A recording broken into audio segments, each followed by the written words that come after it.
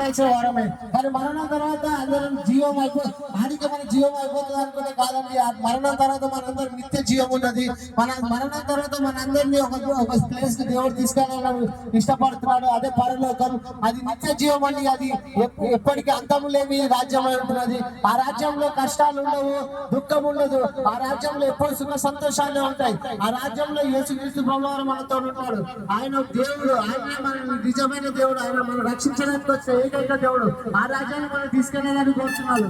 ఆయన మన నుండి ఏమి కోరట్లేదు. ఈరోజు మన డబ్బు కోరట్లేదు, మన ఆస్తి అంతస్తులు మనం కోరట్లేదు. మన మనసులో ఆయన విశ్వసించి యేసుక్రీస్తు ప్రభువారు నిజ దేవుడని మనం అంగీకరించి మన నోటి ద్వారా ఒప్పుకొని ఆయన విశ్వసిస్తే ఆయన మన నిత్య జీవాన్ని తీసుకెళ్ళడానికి మనకు రెడీగా ఉన్నాడు. ఈ కొద్ది మాట దేవుడు దీవించిన కాక ప్రభా, ఈ స్థలాన్ని మేము ఇక్కడికి ఎందుకు చేరవచ్చామో తెలుసుకోవాలనుకుంటున్నారా? ప్రియ యేసుప్రభు గురించి, ప్రియ దేవుడైన యేసుప్రభు గురించి ఎప్పటికీ మేము మీ యొద్దకు వచ్చాము. యేసుప్రభు గురించి చెప్పుట అంత అవసరమా అని మీరు అనుకోవచ్చు.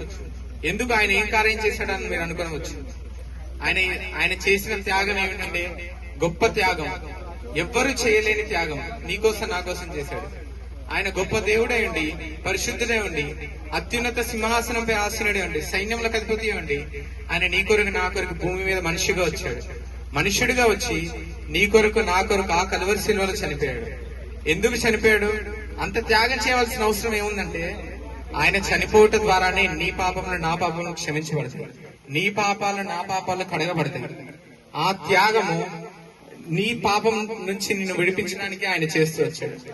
నీ పాపాలు క్షమించబడాల్సిన అవసరం ఏముంది?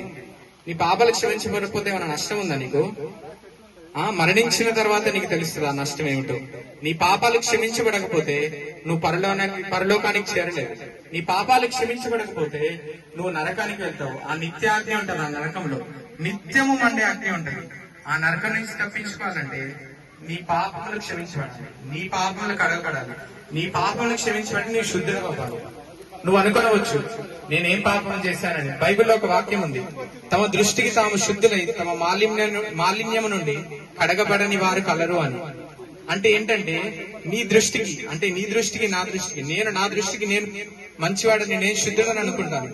కానీ నేను పాపం చేసిందంతే దేవునికి తెలుసు. ఆయన పరిశుద్ధులైన దేవుడు కనుక ఏ చిన్న పాపంని ఆయన సహించలేడు. కనుక ఆయన ఏం చేశాడంటే తన ప్రియ కుమారుడైన యేసుక్రీస్తు ప్రభుని నీ కొరకు నా కొరకు ఈ భూలోకానికి పంపించినాడు. ఈ భూలోకానికి పంపించి నీ పాపములకు నా పాపములకు రావాల్సిన శిక్షను ఆయన తన మీద, తన ప్రియ కుమారుని మీద వేసి ఆయన ఆ సిలువలో అప్పగించడానికి ఇష్టపడుతూ వచ్చినాడు, నలుగగొట్టడానికి ఇష్టపడుతూ వచ్చినాడు. ఎందుకొరకంటే కేవలం నీ కొరకే నువ్వు రక్షణ పొందాలని, నువ్వు ఆయనతో నిత్య జీవంలో ఉండాలని. గనుక నీ దృష్టికి నువ్వు శుద్ధులు అనుకొనక, నీ దృష్టికి నువ్వు పాపి అనుకొని యేసు ప్రభువుని వద్దకు చేరి ఆయనను వేడుకుంటే చాలు. నువ్వు ఏమి చేయవలసిన అవసరం లేదు. ఆయనను ప్రార్థించి ఒక మాట అడిగితే చాలు. ఆయన నీ పాపములను క్షమిస్తాడు, నీకు నిత్య జీవనం ఇస్తాడు. ఆ పరలోకంలో నిత్య సంతోషం, నిత్య ఆనందము.